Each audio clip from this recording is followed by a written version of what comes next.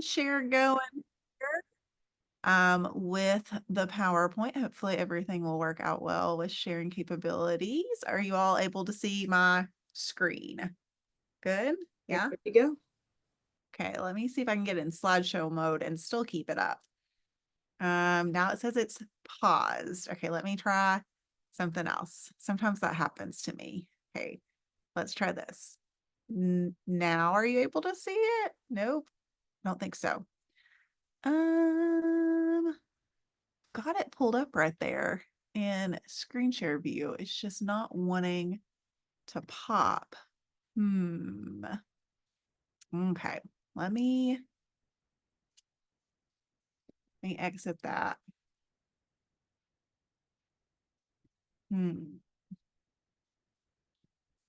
Trying to get it in full view here for you.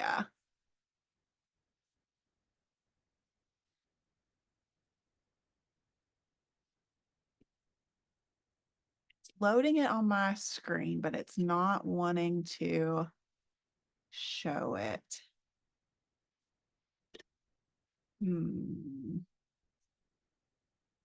I apologize, y'all.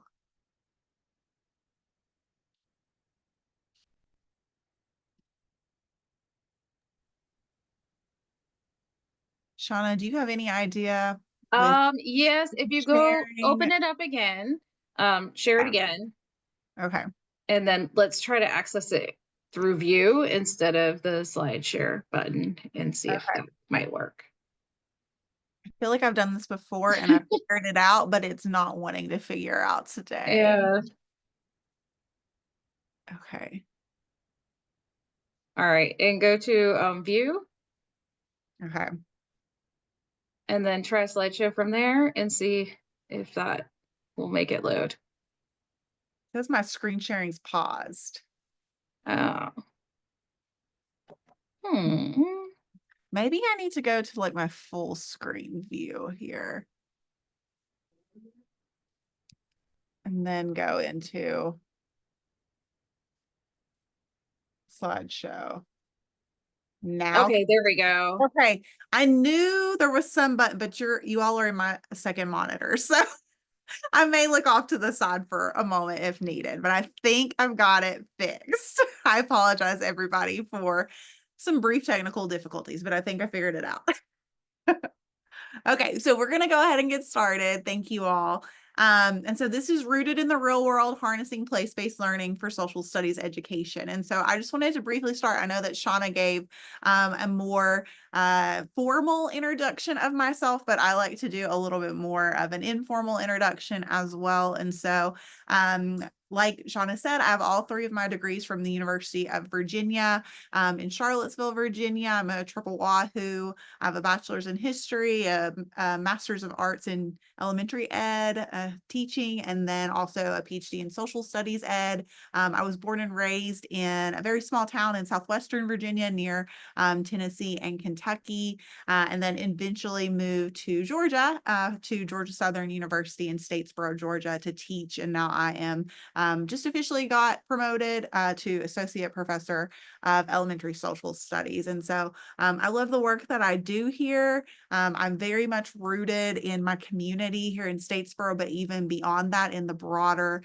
kind of region that I'm in here in Georgia. I love to do so many things rooted in place, and you'll see that come out in my work today with some downtown spaces and one of our barrier islands.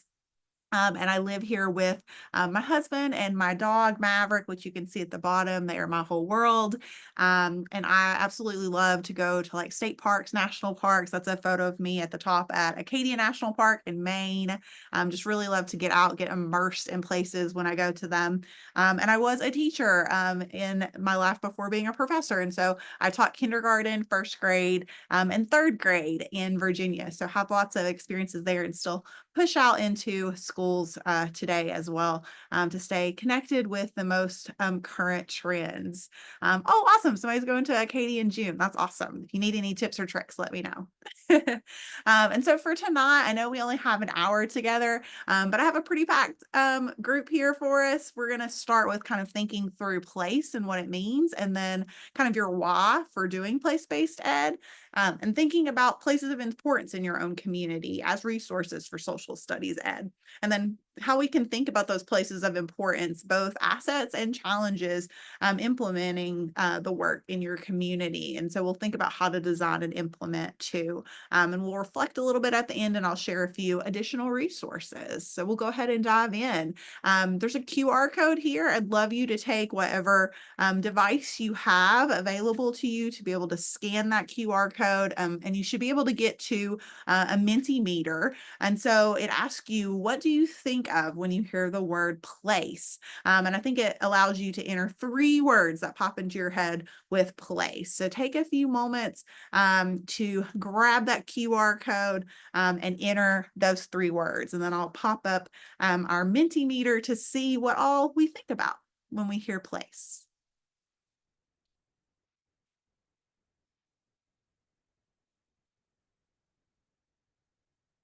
Hopefully everybody's able to grab that QR code. I'm going to leave it up there for another minute or so.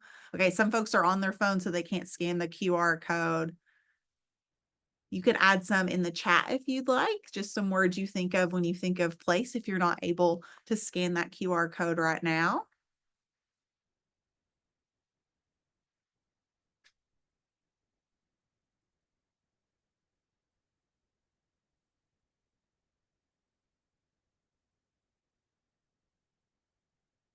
See some people saying they think of home, they think of a physical location. Lots are popping through. Okay, I'm gonna stop sharing for just a brief moment so that I can go over to see what our results are so far with the people that have been able to utilize the QR code.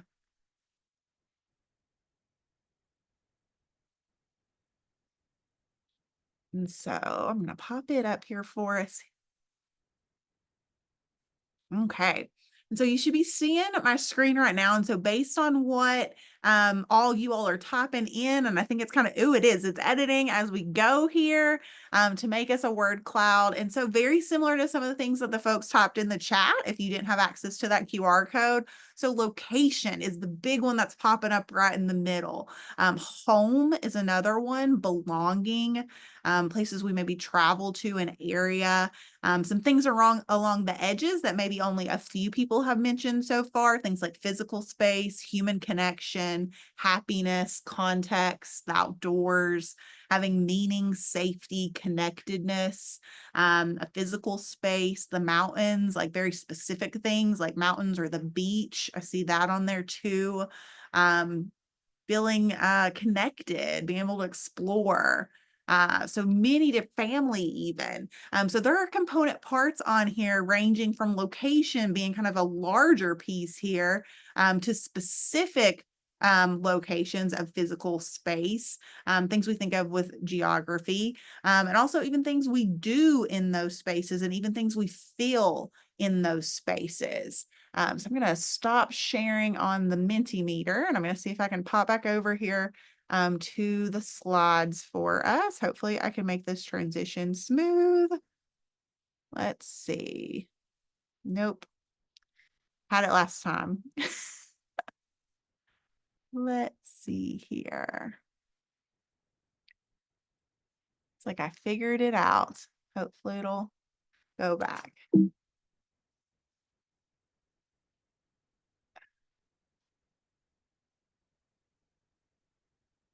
I think you can see this screen now. So let's see if I can pop it back to here. Oh no. Okay.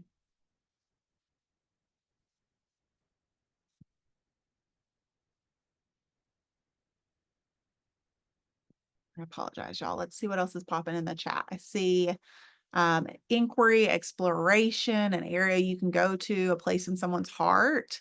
Oh, somebody asked me how close to Pikeville I am. Fairly close when I'm back home. A quiet corner, an area that has been defined by social and emotional connections. Place can give you a place that gives you a sense of belonging. Yes. All of those are key features. Okay, let's see if I can pop back in here or not. Trying to remember what I did a minute ago to get us back on these. Let's see.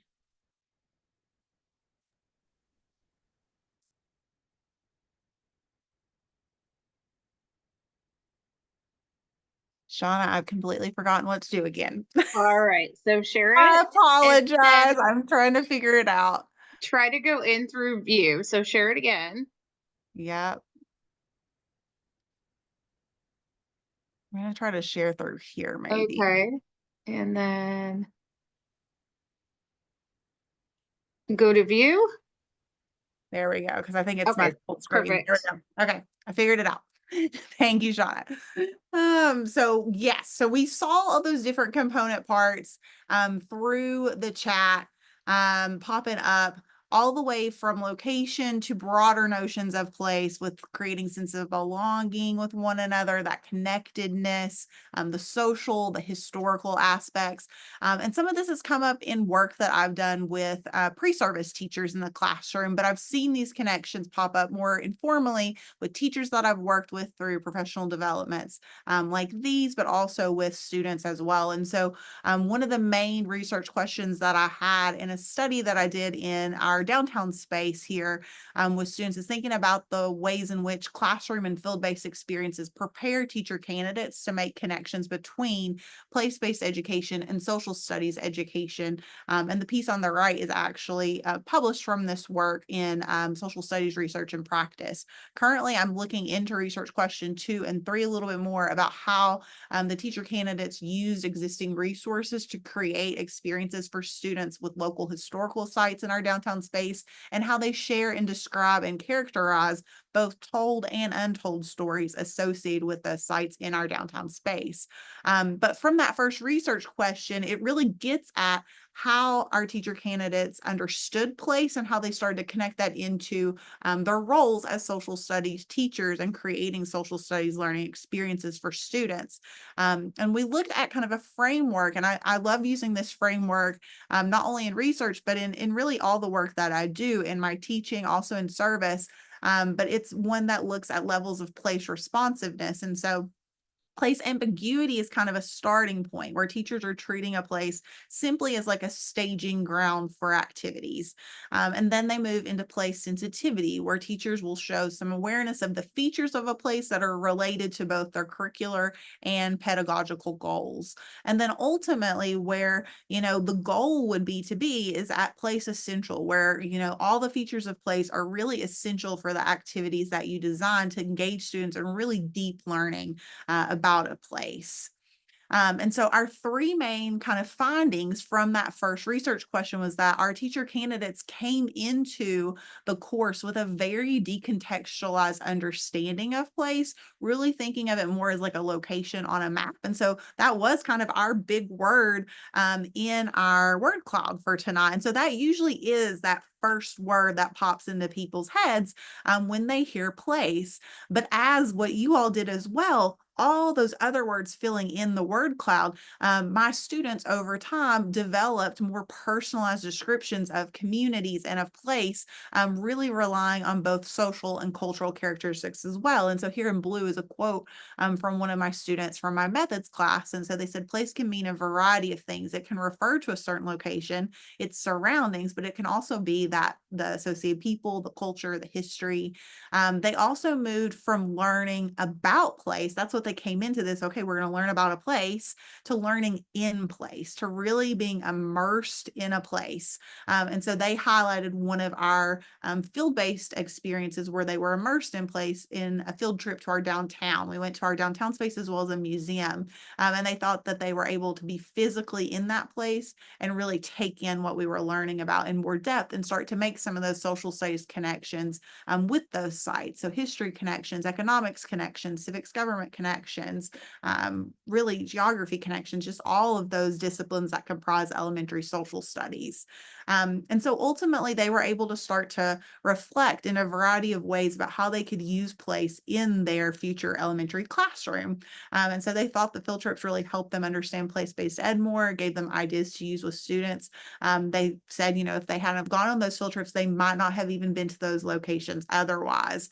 And they also, in this last piece, kind of got to some of what you all were talking about with connectedness and belonging, talking about how students will start to understand that they have a place in their place and they can make a difference, that taking informed action that we want to see students ultimately get to, being informed about their surroundings, thinking about those assets, thinking about what they can do for their communities and support. And so with that work with my pre-service teachers, we gathered information on all those historic sites in a downtown space. They all had different sites. I partnered with a variety of folks. So Georgia Humanities was the grant funder in this project to provide us with resources. But then I also worked with folks at the Georgia Southern Museum, at the Statesboro Bullitt County Library, our Downtown Development Authority, our local historical society, my College of Ed, our marketing department, even a company that developed t-shirts to ultimately create a digital walking tour of our downtown space. And so that was a public history project was our ultimate goal, because our historical society had a felt need of, they wanted to digitize an older version of a walking tour that they had in a paper brochure format. And so we digitized a lot of that work, but then extended those ideas as well and collected additional sources. We wrote inquiry questions for each of the sites. We had little blurbs about each one. It's mapped out on Google Maps in this. If you use the QR code here in the slides, you can actually see that digital walking tour version on your phone. There's also the link for it embedded in the slides that you can go and look at it on your desktop. And I've shared all the slides with Shauna, and so she can push them out if she would like, if you'd request, and that you'll have them for later to be able to see that as well. And so I want to transition into, since we have this understanding of notions of place, and that it's so much more than just location. I want us to take a moment just to establish our why. I'm sure that you have a why for being here tonight, engaging in the webinar, but I want us to establish a why for why we want to, teach with place in mind. Why do we want to make our social studies instruction be place-based in nature and informed in this way? And so I'll share my why briefly with you. And so the image you see on the left is actually my hometown back in Virginia, which is Big Stone Gap, Virginia, again, kind of in the very corner of the state near Tennessee and Kentucky. And I grew up in this space, very much having a K through 12 experience rooted in Virginia state standards. And very much my teachers, they did a wonderful job, but it was very much focused in on more state narratives, national narratives. It wasn't necessarily rooted in our place, in what's in our own backyard. And so I had the great privilege of working alongside a lot of community members and my family through a local state park and museum. And that really got me involved in community from an early age and thinking about things like, okay, what exhibits should go in the museum? How can we fundraise for the museum, thinking about different efforts like that. My family also had like a small antique business on the side. So I was constantly helping them with things like estate sales and things. And so I would be going through people's houses and asking questions about different objects and what they were for, when were they created? What do we have that's similar to this now? Just really in depth, on site inquiry. And so that's where I really developed a love for social studies and a love for my own community. And that's something I didn't see a lot of my peers having due to those connections that I had with place. And so what we see in a lot of the place-based literature is that it connects learning to the local, and it does help to mitigate alienation of children and youth from that real world that's right outside their homes, right outside their classrooms. They could drive by a historical marker locker every single day, but maybe they've never stopped to read it and see what that content is. Or maybe there's a museum in their community and they've not been able to access it before. And so there could be lots of different spots like that. But then there may even be spots that they have been in, say the grocery store, but they haven't thought about it as more than this is just a place we go to get our food and go home. So to unpack that grocery store and think about all the different connections embedded there when it comes to economics, the history, the geography of the grocery store, just all the different component parts that go into different places within community. And so I want you to take a moment to kind of either jot down on a piece of paper or type on your computer somewhere just a brief why. Like, why do you want to teach social studies ed in a place-based way? And we'll come back to your why at the end of our time together tonight. So just take a few moments to do that.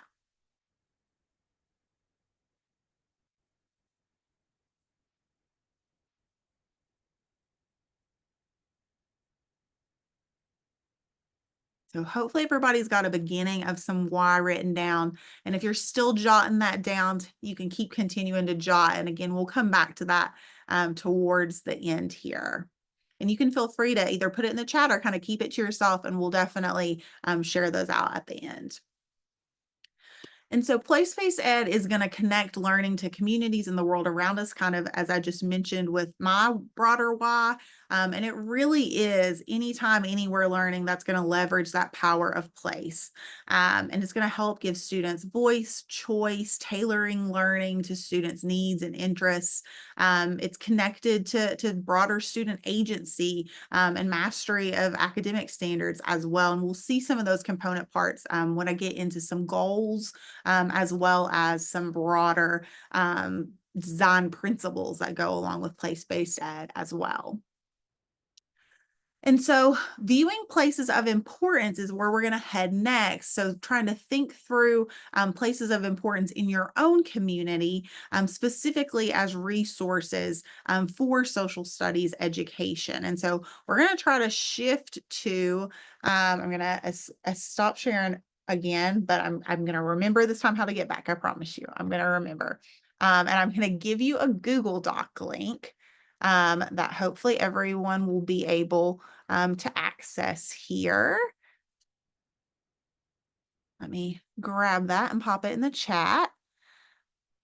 And then I'll go over to the Google Doc so I can tell you what it's all about here. So right there's your Google Doc. You can go ahead and grab that and you should be able to go into this collaborative Google Doc we are all going to be on. And then I'm going to pop over to the Google Doc so that we can see it. Okay, hopefully you can see that right now. And so for this experience, you have got a series of slides here. And so each of the slides has a different kind of type of place in your community at the top of it. So parks, bodies of water, monuments, museums, historical markers, local restaurants, hometown stores or markets, regional banks, nonprofit organizations, government buildings, press media, libraries, religious buildings, transportation, post office, lots of different ones. I want you to take a few moments, and if you're on your phone, I know that you may not be able to access this to add it. Maybe you can kind of think off to the side here, or maybe write in the chat some of these types of places you have in your community. But pop around in there, and I want you just to add some like photos of these types of places in your community that are either places of importance to you or maybe are places of importance to your students that you know of. So take a few moments just to pop some pictures in on those. Feel free to hop around to different locations, add to ones that maybe have less people in it. But yeah, take a few moments to add to those, and that'll kind of draw our conversation for some of the rest of the time that we have together.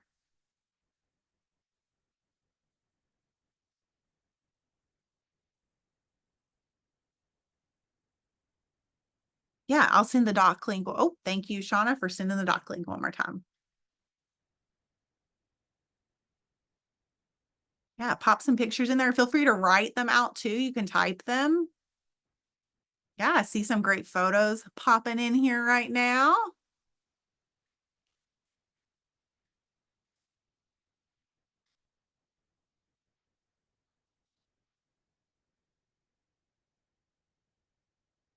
Ooh, I'm seeing the arch.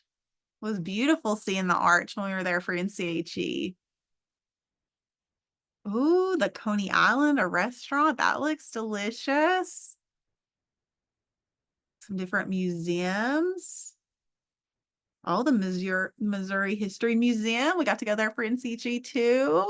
Lots of fun.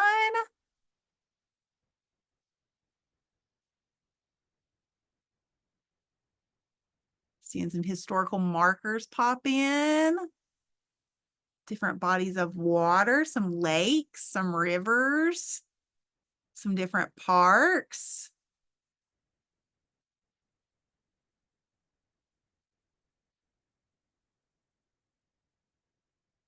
See lots of different slides getting lots of attention.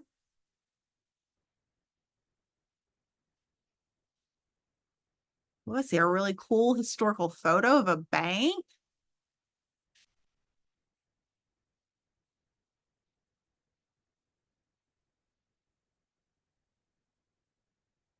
Seeing some in the chat, Forest Park, an art museum, the old spaghetti factory.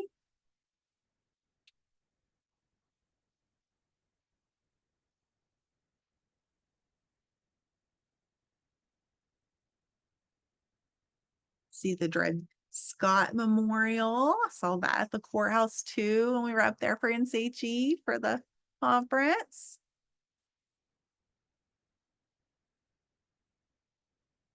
There are a few slides that still need a few nonprofits. I don't see anything there yet. Religious Buildings just got its first one. See a post office got added. If there's any type of place you're not seeing here, feel free to add additional slides too. I know that my students have added things like factories on there that we have. On some of my initial kind of scans, I didn't have schools. They started to add some schools on there. And so I do this a lot of time with practicing teachers and with my pre-service teachers, thinking about kind of scanning your community, thinking about all that there's there with types of places. These could be places you visit every single year for a field trip, or these could be places that you just personally yourself go. Maybe you've never taken students there on a field trip before. It could just be all types of different places in your communities. Ones that you can connect to in a variety of ways, not just in social studies, but even to other content areas. Well, I'm seeing some more in the chat. School, zoo, yeah, church, a candy company. Yeah, I had someone do this one time and they made a whole slide of just ice cream shops because they wanted to really focus in and highlight those ice cream shops. So those were places of importance for them for sure. Grant's Farm. Yeah, these are great. Let's maybe take another minute or so to try to add any additional pictures or words that we can. I love how y'all are being real respectful to one another, adjusting your photos so folks have room to add more photos if they'd like, or more room to write. Y'all are doing amazing.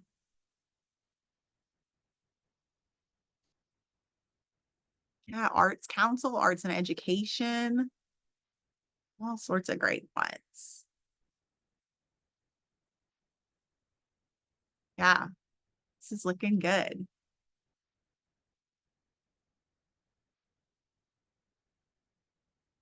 Yeah, feel free to keep adding locations in the chat if you're not able to add any photos for sure if you're on your phone. Yeah, a blues museum. Nice. Awesome. We're really getting a lot of different ones. Some news media is getting added. Historical markers with post offices, different transportation routes. This is looking wonderful. Some indigenous mounds. Nice. Yeah, the building where Dred Scott sued for freedom. Yeah, civil courts building. Awesome. Okay, so I am going to pop us back to our screen here, and then hopefully I can get us back. know I promised I was going to be able to get us back. We'll see if I can do it. Okay.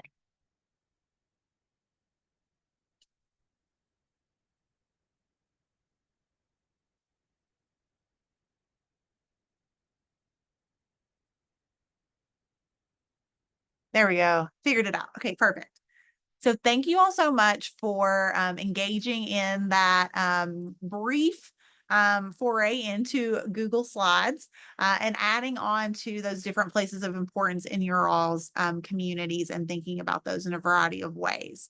And so you all were able to identify a wide range of places of importance, all the way from different parks in your area to regional banks to monuments to just local foodways and restaurants and bodies of water. So all of these are places of importance that you personally connect with, or maybe even your students connect with. And I always really emphasize with folks the importance of kind of doing that brief scan of your community. And you can either do this kind of scan work individually, kind of creating your own kind of document that you can continuously add on to, either based on your own experiences in a place, or you talking with your students about place and writing down things that are going to be relevant and of interest to them. You could do this with like a grade level team that you're on in your like PLC, your professional learning community. You could collaboratively have like a grade level document that you all add to every single year. You could even do this as a whole school-wide initiative where there's a school document that you continuously add into all these different types of places. Again, these can be places that are tried and true that you go to every year for certain grade level field trips, or they could be places maybe you've never been to before that maybe could replace another place that you go to maybe connect with different standards than you've connected with other places in the past. So there's different ways in which you can do a scan like this. Oh, and some folks are saying they've never used Google Slides like that, but it might be great for class. Yeah, I used to do this kind of experience with folks in Google Jamboard, but they just got rid of Google Jamboard, unfortunately. So I'm glad that Slides worked pretty well for this tonight.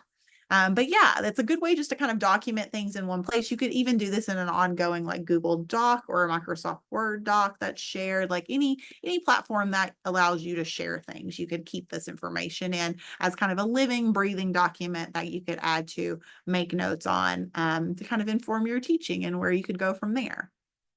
And so with these places of importance in mind, one piece that I like to do with these places of importance is think about our assets. So those local resources that are in our community, or even what assets have been in our community, what things may have existed in the past that may no longer be there, just to identify those and think about the ways in which those resources actually connect with our curriculum in different ways.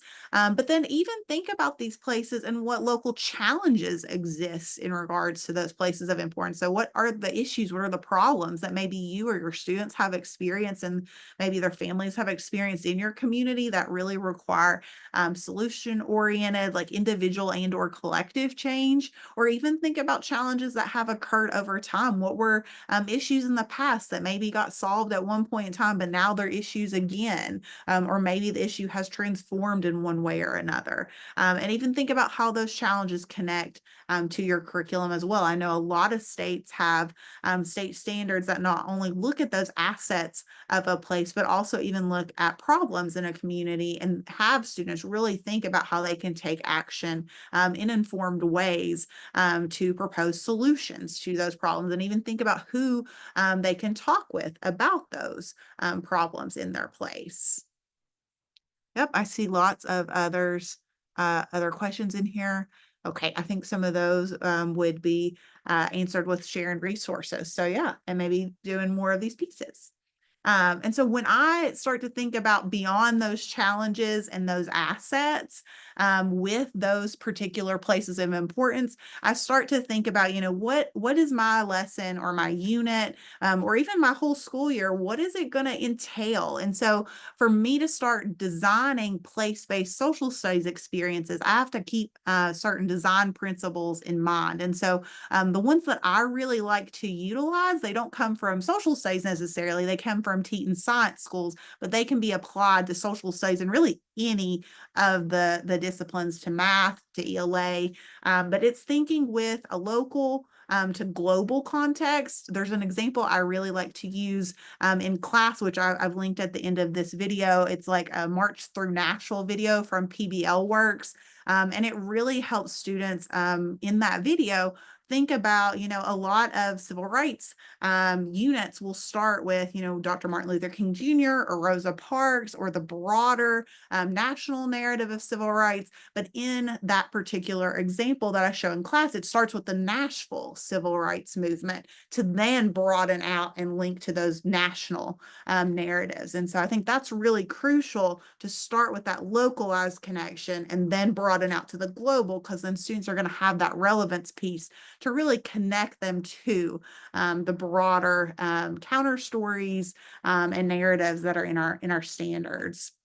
And then making sure that the place-based work that you're having students do is very learner-centered or student-centered, kind of driven, especially by student questioning. So making sure it's inquiry-based, either through their own questioning or questions you've posed for students, that is rooted in your local, and having design thinking elements, making sure students are constantly asking questions, answering questions, having authentic products, getting feedback, giving feedback, all those component parts to ultimately have a goal of sharing it on a broader scale in some way, to benefit ultimately, their own class, the school, their families, their communities, and utilizing community as classroom is a big principle here too. And so that could either mean going out in the community for field trips, either in person or virtual, or having the community come to you. So maybe having guest speakers in your class, or bringing in localized sources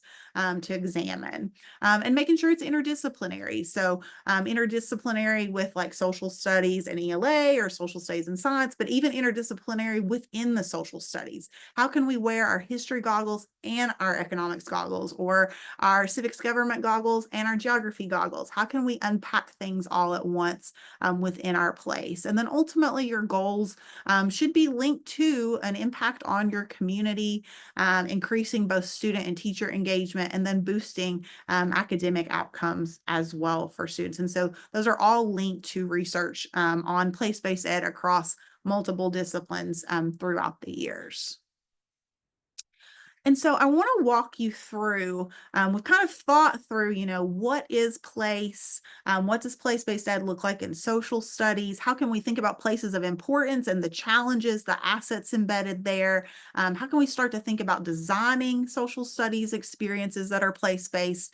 And I want to take you through just a few examples, specifically with field trips, because that is usually what comes to mind a lot when I talk with folks about place-based social studies. It's so much more than field trips, but that is usually a route that a lot of folks take. And so I like to structure things thinking about, what am I going to do before I go on immersive site-based trip? What am I going to do during that immersive site-based trip? And then what am I going to do after that immersive site-based trip? And so before trip activities, that's going to be where you're starting to communicate goals and expectations. You're going to stimulate interest in the trip, maybe have some questions you want to answer or hypotheses to test.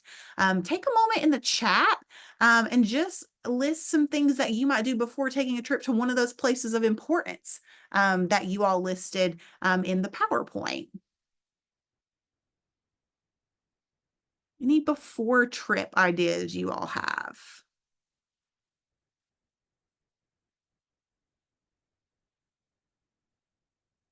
Yeah, going yourself. Yeah, you definitely want to check it out as a teacher before you go. I always encourage folks to do that because you want to know what to expect. Ooh, do a Google Earth exploration. That would be great. A virtual tour if it's offered, for sure. Ooh, a KWL. Yeah, to figure out what knowledge students have in advance, maybe what questions they have. Yeah, some folks are saying that too. Figuring out what they already know, maybe giving some historical context a little bit more, thinking about who's involved in the history of the location, maybe brainstorm or research, map it out. All these are great ideas. Have you all already seen my next slide? So here are some things that I've done that have been successful in a wide variety of spaces. So in museum settings, in complete downtown, walking throughout a downtown space, on barrier islands that are isolated that you can only access by boat. And all of these have been successful, all the way from elementary students to pre-service teachers that are in college to teachers that are already practicing out in the field. I've done consensus definitions where you come together to define like the type of place you're going to. So like, tell me what a museum is, define it, have them do that. And get one all together that we are using as like a community classroom definition of museum. Or maybe if I'm going to the Barrier Island, let's all define what an island is, have that definition. Do some predictions and kind of connect it into their senses. So what do you think we're going to see at this place? What are we going to hear at this place? What are some of the smells of this place? Do a little bit of that sensory prediction. Do some type of source analysis. Bring in different sources for that place and practice those skills that we often practice in social studies. So bringing in Library of Congress graphic organizers, National Archives graphic organizers, unpacking what all is in a source to see, if that even helps with some of their predictions as well. And then very much like some of you wrote in the chat, like figure out what your students' background knowledge are on this place. Some of your students may have a very in-depth knowledge about this local place. Some folks, again, may have driven by it a million times and they've never been there, so they may not have that background knowledge. They may have a lot of questions though. So maybe we can figure out what those questions are to see if we can answer them when we get there. So then looking at the during trip, when we're actually there, that's where you're going to have learning facilitated on site, either by yourself or some guide that is part of that immersive site-based visit. And then you're going to have some way to structure students like observation, their interaction, their gathering of evidence. And so the pictures I'm using are from Ossabaw Island, which is one of our barrier islands that I do a lot of work with. So that's kind of my during pictures from being there on Ossabaw. So take a moment in the chat. What would you do during trip if you went to one of those places of importance that you put in the Google slides?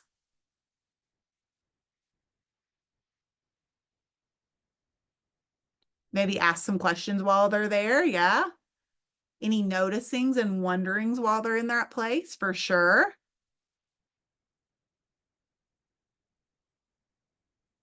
Yeah.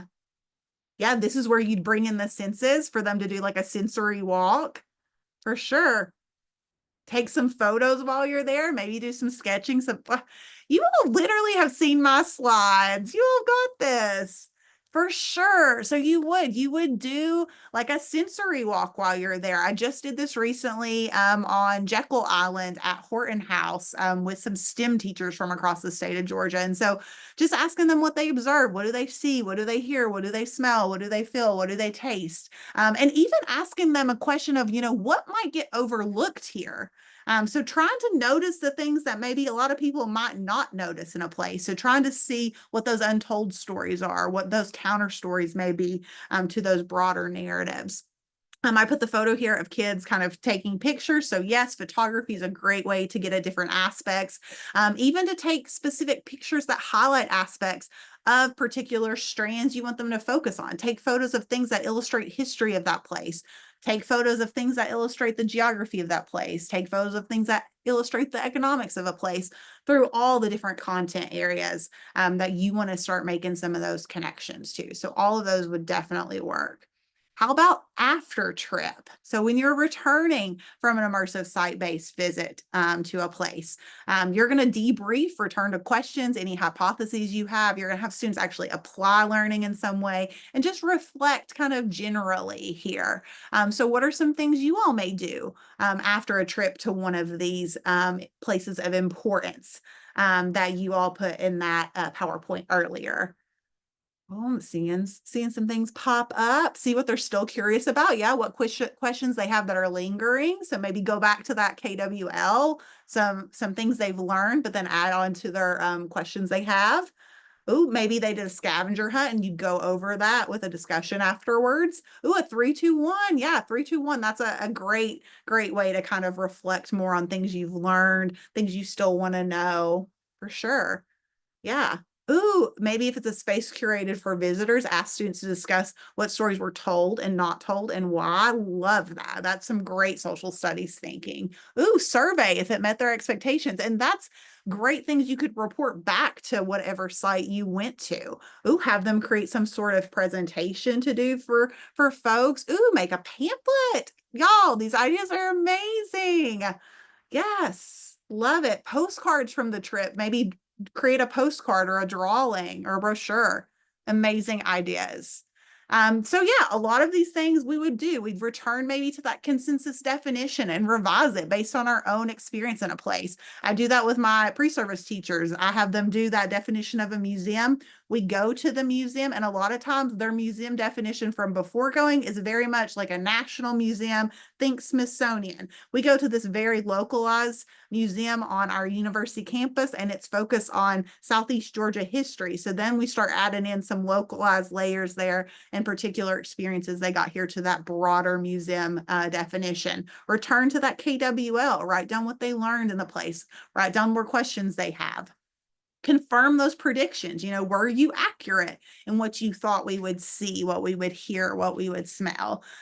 Do some more source analysis, but instead of sources that you, the teacher, provide, bring in student created sources from the experience, especially if they took photos while they were out there. You could have students select a photo or two to print, and they could exchange those with one another to actually do some source analysis of photos from the site that they took from their own perspectives.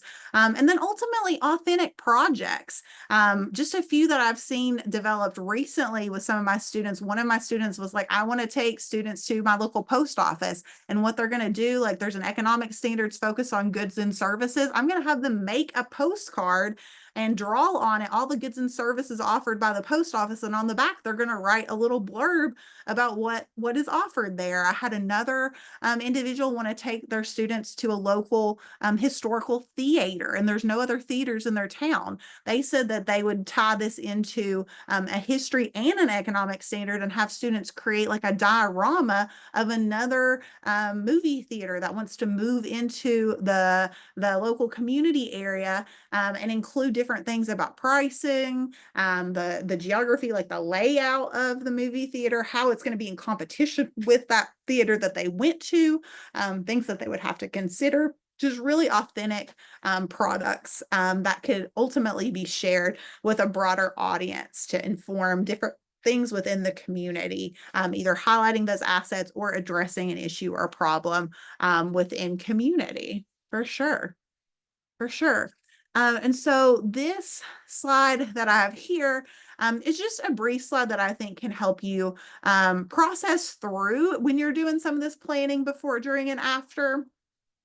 Just some reflection questions that can support that brainstorming, like how you might facilitate an on-site experience with your students before, during, and after. How might you adapt that based on different age groups or grade levels? Obviously, a field-based immersive experience is going to look a lot differently if you're taking kindergartners versus third graders versus fifth graders versus middle school versus high school.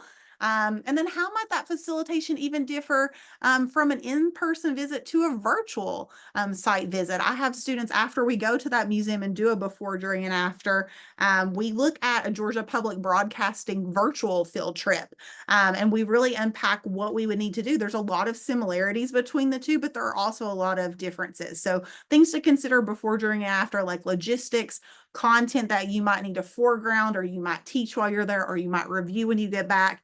And then what instruction and assessment experiences that you want to embed within that before, during, and after.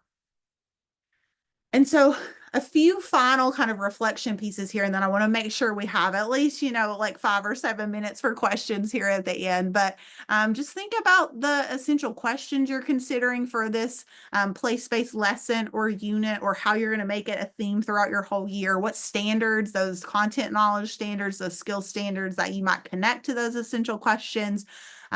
What community partnerships might you need to build to strengthen learning experiences for your students? Who could you reach out to either bring into your own four walls of your classroom, or who can you then go out to have some of these immersive site-based experiences. You saw that list for my own project with social studies, storytelling, and Statesboro. I had a community partner list this long. So many people supported me with that work. I definitely could not have done it alone. Place-based work is definitely not something you do on an island. Like, you've got to have your whole group involved, your whole community, truly. And thinking about what perspectives your students should consider so that they can develop a more holistic understanding of your essential question throughout those experiences. And then think about even too, how can you sustain those community partnerships where this can be something you go back to over and over again, and even evolve that partnership over time, to strengthen it in different ways and adapt it, and even bring in other partners to make it as comprehensive of an experience as you can have. So I do want you to return to your why for just a moment. Look back on that piece of paper you jotted it down on, or that digital document that you have it, and see if you want to add anything else based on what we've chatted about in this last hour. Any kind of small nuggets that you want to add in there. Feel free to drop your why in the chat. That might be a good little accountability piece for you.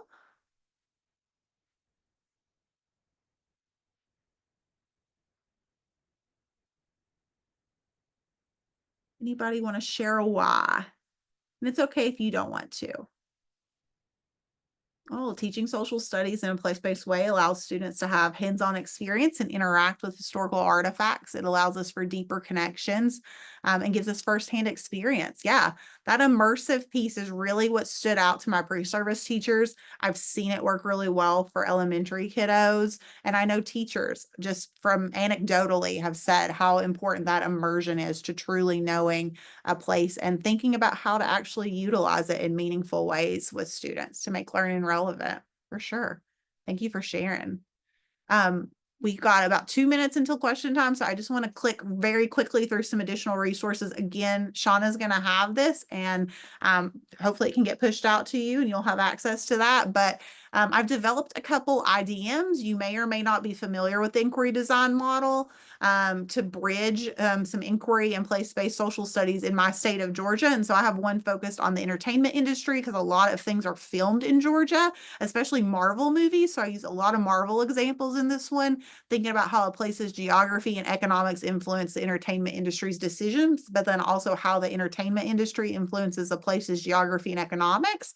And then I have one focused on Ossabaw Island, where I had a lot of photos earlier, specifically thinking about how an oyster can reveal the stories of a place. So one little artifact, but how it impacted different groups. So how did indigenous people use oysters on Ossabaw Island? How did enslaved people use oysters on Ossabaw Island? How did members of the Genesis Project, which was a group of like artisans and scholars, how did they use oysters? And how can we use oysters to tell told and untold stories of this particular place today? I have some AI and place-based social studies work that I've done, utilizing ChatGPT to write historical markers that humanize historical figures as opposed to heroifying or villainizing them, and how you can go and find sources to either support or contradict what ChatGPT is giving you an output. Being able to design place-based inquiry questions, being able to put different prompts in and see what output you get based on your particular place of importance you're looking at developing in more depth. I've got some different online video examples I use with folks. There's that March Through Nashville example that I really like, that just give you some additional context for place-based social studies. And then I wanted to highlight the Rural Experience in America project. That's an NCHE project. They've got lots of public history, like my social studies in Statesboro, and they're just excellent examples and can be transferable to any context, rural, suburban, urban, just great place-based ed work. So wanted to highlight those for you too. So we've got, I think, 5 minutes. Any questions, comments you have? I see lots of folks in the chat, a lot of whys here. They're looking good. Develop civic responsibility, become engaged. Awesome. Concrete connections and relevance. Oh, thank you. I'm glad you enjoyed the ideas and the links and everything. Amazing. Any questions?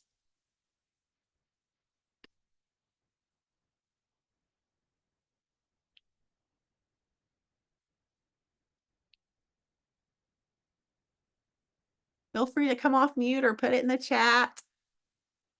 Yes, if Oh, you're in one of our grant programs, I will put this in the Canvas course for all of those. If you're not in one of our grant projects, if you could, I could put it here now, or I could email it to you later. I do have a copy of it open, so I and there's will my put that email in the too. chat.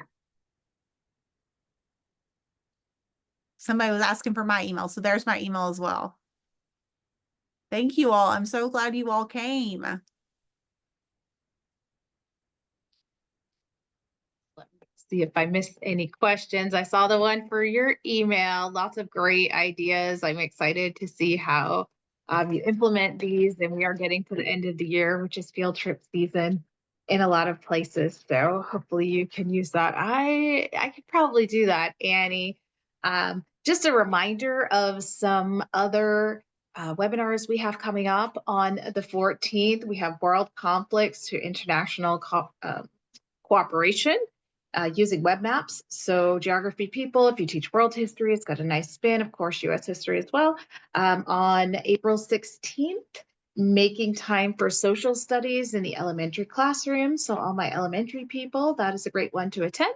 The very next day on the 17th, we have AI in social studies education. I expect that one to be well attended. I know I will be at that one. And then on the 22nd, we have imperialism, national symbols in the US colonial empire. So that will round off our school year, and then we will start back up in September. So, any other questions before we head out tonight? I feel like that hour went by so fast and my head is swirling with really great ideas. So, yes. And I'll make sure you get the Google Slides link that is accessible, because I think some people are having access issues. So I'll make Okay, sure. got it. Yeah, I think where I shared it with Shauna that it's accessible You to shared it with Shauna, just me. but not everybody else. So I'll make sure you've got that too. All But thank you right. all so much for coming, and thank you for dealing with some technical issues at the beginning when it has all those random slides. It can get complicated. All right. If you have no other questions, you are welcome to sign out. But if you do have some questions for either Ariel, Yasmin, or I, we will be happy to stick around for a few minutes. Otherwise, I hope that everyone has a great night.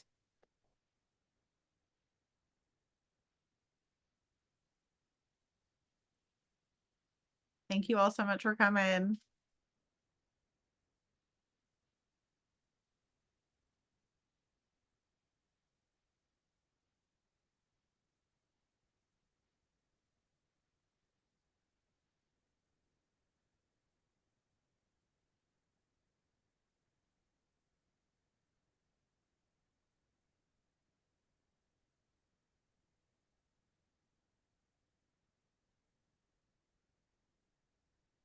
All right. Any last minute questions?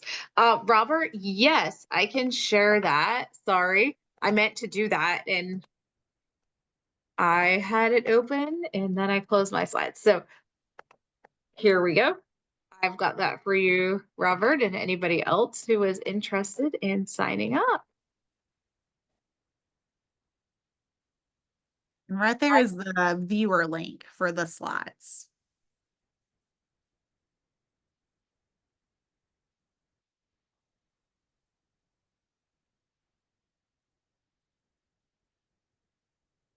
Right. Any other last minute questions that we can answer?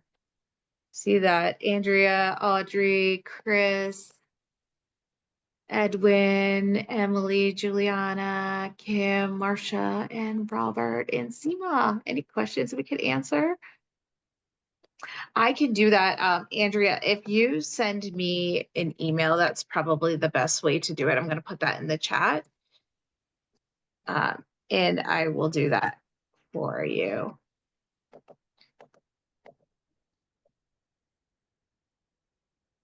See if I missed any questions.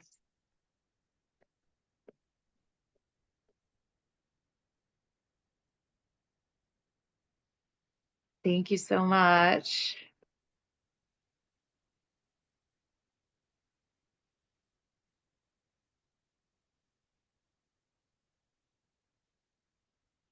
Edwin, Emily, Juliana, Chris, any last minute questions we can answer? Oh, I'm glad to have you here. Thanks, Robert.